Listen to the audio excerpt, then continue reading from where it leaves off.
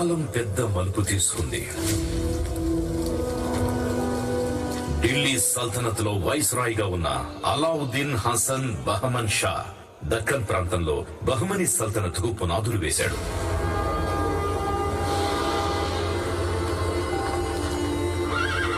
వరంగల్ ని జయించాలనే స్వప్నంతో బహమన్ షా గోల్కొండ వైపు కదం తొక్కాడు.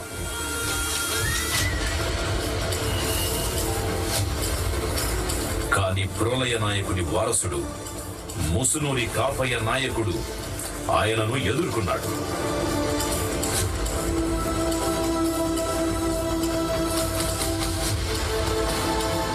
గొప్ప ధైర్య సాహసాలతో పోరాడి దురాక్రమణదారులను పారద్రోలి మళ్లీ కోటను స్వాధీనం చేసుకున్నాడు.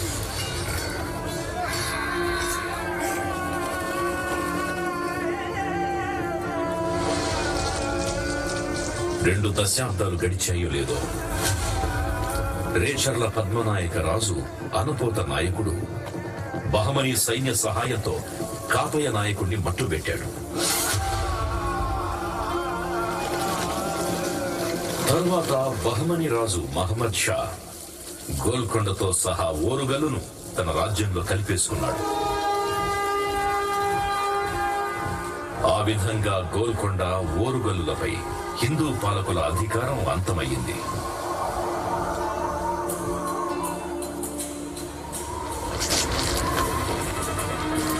ఒక చరిత్రగా కాలంలోని ఈ మలుపులో గణనీయమైన మార్పులు చోటు చేసుకోవడం నేను చూశాను.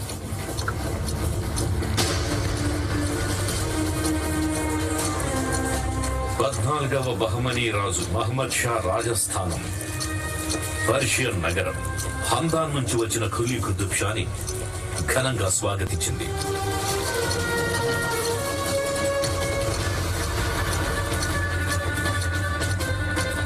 అతను బహమనీ రాజ్యంలో ఒక కీలకమైన సైనిక పదవైన సుబేదార్ అయ్యాడు. ఆయన పని విధానంతో సామర్థ్యంతో ముగ్ధుడైన రాజు 7 సంవత్సరాలలోనే అతన్ని తెలంగాణకి కుతుబుల్ ముల్క్ అంటే తెలంగాణ గవర్నర్ గా నియమించి గోల్కొండ రాజ్యాన్ని అప్పగించాడు.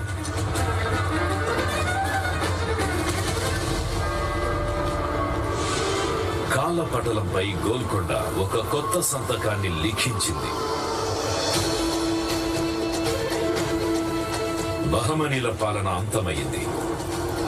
ఖులీ కుతుబ్ షా తనను తాను గోల్కొండకు సుల్తాన్గా ప్రకటించుకున్నాడు.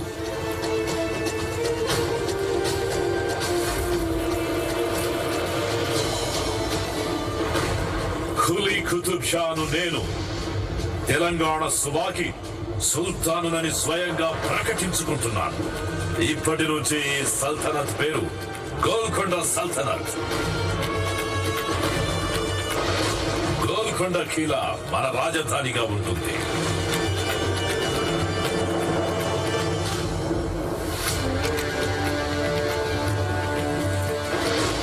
సుల్తాన్ ఖులీ ఖుత్బుల్ ముల్క్ తో తెలంగాణలో కుతుబ్ షాహీ సల్తనత్ కి పునాది పడింది.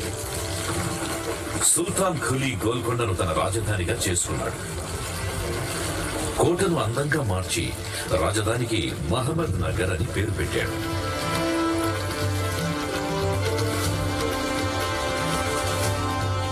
కుతుబ్ షాహీ సుల్తానులు కోట లోపల ఎన్నో భవంతులను, ఉద్యానవనాలను, మసీదులను, ప్రజల ఉపయోగానికై ఎన్నో భవనాలను సరైన ప్రణాళికతో నిర్మించారు.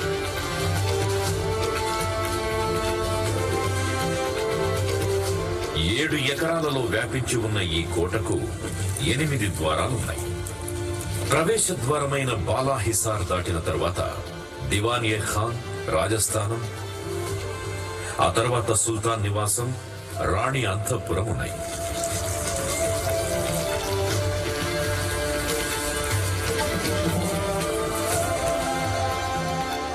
వీటన్నింటికీ దూరంగా మహంకాళి ఆలయం ఉంది. ఇక్కడ ఇప్పటికీ ప్రతి సంవత్సరం బోనాల జాతరను వైభవంగా జరుపుతారు.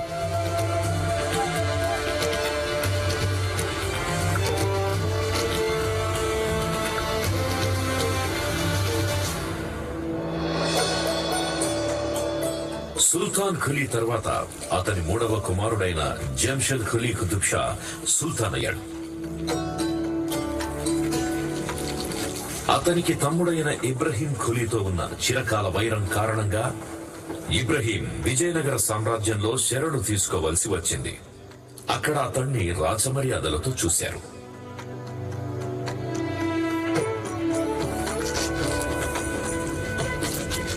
ఏడు సంవత్సరాల స్వల్పకాల పాలన తరువాత జంషద్ ఖులీ మరణించారు.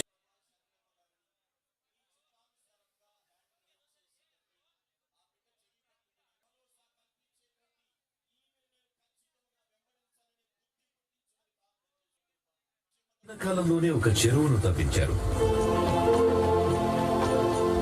దానికి ఇబ్రహీం కుతుబ్ షా అల్లుడైన ప్రసిద్ధ సూఫీ సన్యాసి హుస్సేన్ షా వలీ పేరున హుస్సేన్ సాగర్ అని పెట్టారు. ఇబ్రహీం ఖులీ గోల్కొండను మూసీ నది ఆవలకు విస్తరింపచేశాడు. ఆయన కుమారుడైన సుల్తాన్ మహమ్మద్ ఖులీ ఈ విస్తరణను పూర్తి చేశాడు.